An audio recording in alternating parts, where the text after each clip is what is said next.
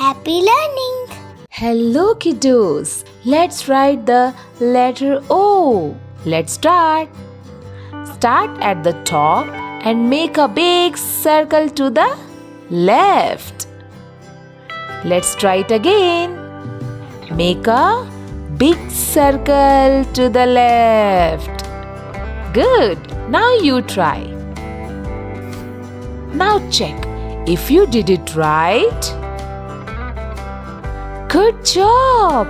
Now you know how to write the letter O. Next time, we will write the letter P. See you on the next video. Bye-bye. Thank you for watching. Like and share. Don't forget to subscribe our channel. Click the bell icon.